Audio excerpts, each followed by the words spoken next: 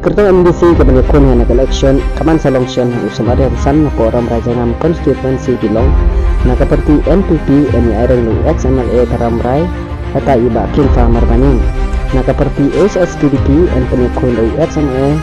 iba KP panging na seperti Kongres and yakun lu iba bor na seperti Voice of the People Party BPP and yakun lu sama bonirai mungdo dengkoi tapi yang dipendam kandidat